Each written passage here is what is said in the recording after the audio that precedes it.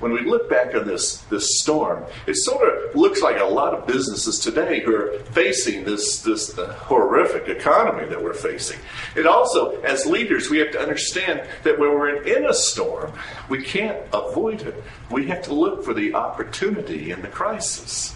Now, I've learned as an organizational consultant that there are 3 words that we have to keep in mind during navigating during the storms. And each word starts with the letter R. The first one is we have to readjust. The second word is we have to redirect. And the third word is we have to re-innovate. Now, the first word, readjust. When we realize that we're headed into a storm, whether we are as business leaders or businesses, we have to change the course. Many businesses today, they're in this hurricane, this economic downturn, and all they see is the crisis. So when we realize that we're in our ship, or whether as leaders or as businesses, what has worked in the past won't work in the future. So we have to readjust where we're heading. The second word is we have to redirect. Now, that's really the hardest aspect of managing change. That means what has worked in the past may not work in the future. So we have to redirect our customs, our habits, maybe even our culture to ensure that we're still relevant in today's economy. Because as I said before, what made us successful last year may be the very same thing that's going to make us unsuccessful today. So we first readjust, meaning change course.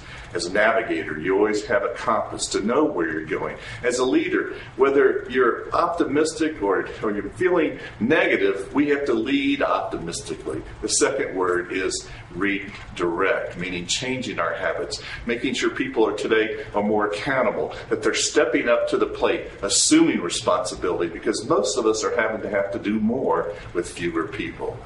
And the third word, to me, which is the most exciting, that comes out of navigating change, is re-innovate. Meaning, once we change our culture, we change our direction, we now are in a position where we can create something new. We always have to be innovating.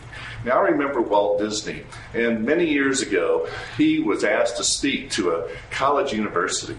And one of the students in the class said, "Walt, what do I have to do to be a successful business person?" And he said, "Easy. All you have to do is open the yellow pages, close your eyes, run your finger down the yellow pages and stop. And when you open your eyes, make that the best possible business you can make it." And then he added, "I just never got past amusement parks."